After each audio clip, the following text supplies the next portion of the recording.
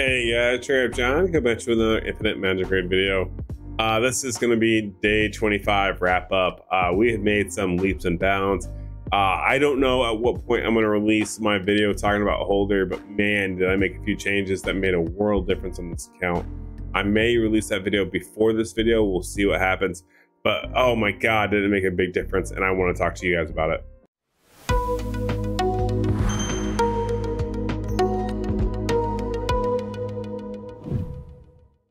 All right, I'm sure a lot of you have noticed I may or may not have some clickbait titles out there, and I apologize. But this one actually was major gains, and it was huge. We made some decisions, and we relied on the community to kind of come up with some better ideas that were huge, that were not necessarily the norm, we'll call it, right? Because let's be honest here, no one likes the norm of anything, right? It's all monotony here. And actually we just made it a 5 or a 5-star, which is huge. That's another food item. Even more so, that's going to be great because as we move forward through the week here, I'm just going to build resources. I think at this point we are far enough in the game where I need to get gear, I need to get resources, and I need to promote characters. And I know we just had a hero a settlement with hero training, right? We don't have that currently. We got equipment, which is fine. I gotta get equipment anyways. But if I click the calendar on Friday, we're gonna have Double Dragon heroes gifts. We're also gonna have hero training goals right here, which is gonna be huge. I think we got some big plans, some big opportunities ahead of us. So a lot of people have mentioned on the YouTube channel that, hey, Holder's built wrong, or hey, you should regress Holder and apply it to another champion, maybe like Megan or Margarita. We talked about it a lot on stream tonight, and it was interesting, the thought process on it, because if we regress Holder and we leave Zaya alone, she's the hard carry, right? If we leave that alone, then we could go like Margarita, we could go Maya, we could go Gahana, and then Nasil. And that would be a solid support chain all along the Margarita chain, which would be good. Like we could get A3s, A5s going, right? Or another caveat is we could go Luz, Wim, Megan, right? And then Reeves, which Reeves is solid. He's more reliable with his bleeds than Holder will ever be. And we had to switch Holder into the pure attack set so that way he could be worth it. So it's one of those situations where that could be the better option, is by going with Reeves, who's actually more of a better bleed champion than Holder is, because Holder just isn't there. He's not what it's cracked up to be when it comes to the reliability of the bleeds. The second I went pure damage on him, world of difference. So there's options, right? There's a lot of options. There's a lot of things to talk about. Leave comments down below. Let me know your input. Should I focus on going with the blue marks, or should I focus on going with the red marks for what I should progress in Tower of Mark? Because let's be honest, like it's those two, right? At this point, it's those two, because I'm stuck on Force. Unless I get a Liz, I'm not progressing on Force. I'm not progressing to floor 22, and I've made major leaps and bounds gains. I'm on floor 22. Like, I'm literally trying to complete floor 22 right now in Tower of Marks. I was stuck on, hold on, let's pull it up. I was stuck on floor 19. Floor 19, 5 days. Floor 20, 5 days. Sorry, 4 days. Floor 21, day 1. Let's see if we can't get this in 5 days. That'd be huge. But we got so stuck on these other ones that I didn't think it was gonna be possible. And honestly, once we changed Holder's build, go see that video if you haven't watched it, whether it comes out before or after this one. You want to go watch that video, because it's like, oh my God, how like amazing it was when we got it. I was super excited. Definitely go watch the video. It was a fun one to watch, the difference, what it made going from leech and bleeds to pure direct damage on Holder. So definitely worth watching. But yeah, we're almost to 21, and by almost to 21, I mean we don't even make it to the last wave right now. So it's going to be a grind. It's going to be a long time. This is not a fast endeavor, and unfortunately, we have to hit 422 to move forward, because that's the ultimate goal. Is we want to get this little Legend of Phantomai here, and unfortunately, to do that, we have to complete floor 22 in any Dwarven runes. and we need to clear 421 a tower mark. So as of right now, obviously we can't complete this. I've tried it on every single event so far. No dice. We get close to a few of them, but just we run out of time. We run out of turns, and that's the problem. So that tells me we need more DPS. So that means maybe we got to go Megan. Maybe we got to go Margarita on the account. We'll see what happens in general. But also, I gotta kind of keep in mind it may be worth it to kind of go ahead and update and go more forward as far as like how the auto drops work and how the storyline works, as far as, okay, at what point do I get more and more return on investment?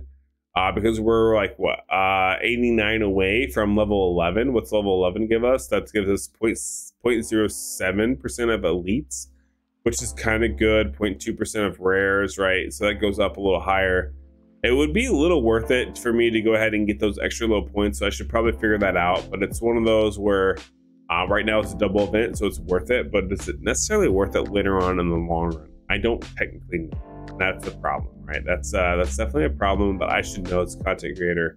But I'm not gonna lie to you guys. I'm not gonna be like, oh, I'm gonna sugarcoat this and you guys are just gonna like it. I'm not. Why would I do that? What good does that do me? This treasure hunter event, this is probably my least favorite. This mythic treasure hunter event is definitely my least favorite as far as events go in Infinite Magicraid. But it's okay. At least they're trying. I will give them credit. They are trying for sure.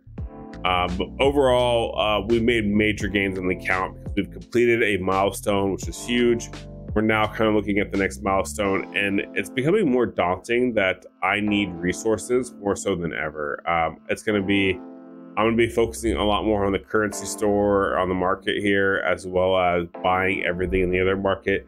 Because at this point, I need as much food as possible because I need to get awakened characters. And one of the next awakened characters I'm definitely going to be focusing on is, I think I'm going to go ahead and take Megan up. And I may even do the seal. We may take him up to Awakening 2.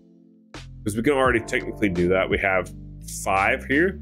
We actually have 5. So we have options. However, because we have that training event coming up on Friday, I don't want to waste those resources. Let's go ahead and I'm going to save those resources, because when Friday the 28th hits, I'll probably stream it.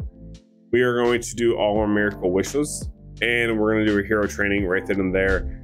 And hero training encompasses more than just hero training.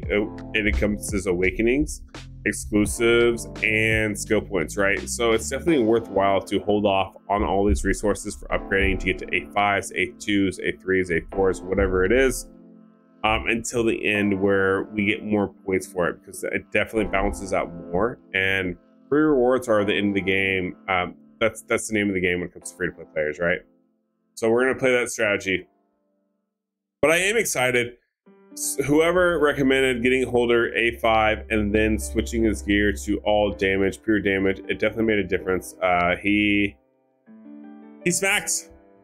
He smacks. He's at almost 60% crit rate here. Attack is a little lower than it was before, but HP and speed, defense, all solid. And even then, when we look at our girl Zaya, she's only 3% crit rate more than Holder. A little bit more attack, but same type of HP, like in general. So definitely the same concept. And look what we have here. We have Fearless set here, and which is good.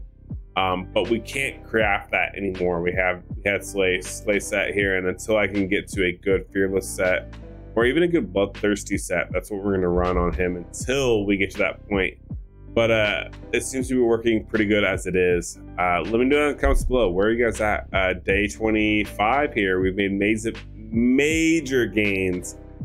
Super excited. We beat hurdles quicker than I thought we would. Obviously, we're running into more hurdles, but what happens when you have adverse hurdles? You overcome them, right? No problem. I think we do that easily all day. Now I got to figure out what to do with this energy.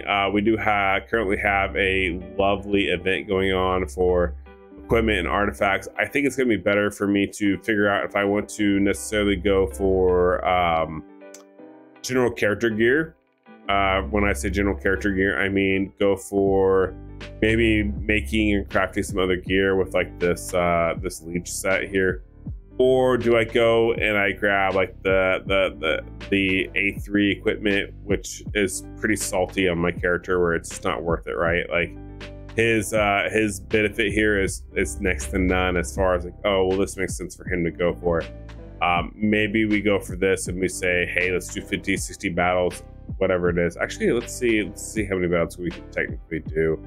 The problem is like when you're going to do multi-battles and you're going to use up all your energy, you got to make sure that you're doing it with a good cause, right? Good cause in mind. So if I were to do a multi-battle here, that could mean 99 battles. Okay, 99 battles is pretty good. That's a good sample size. So maybe within 99 battles, I could potentially do better. Let's see how this battle particularly plays out. Well, but given the current example, if this works out well, that could be good because this is an A3 type gear.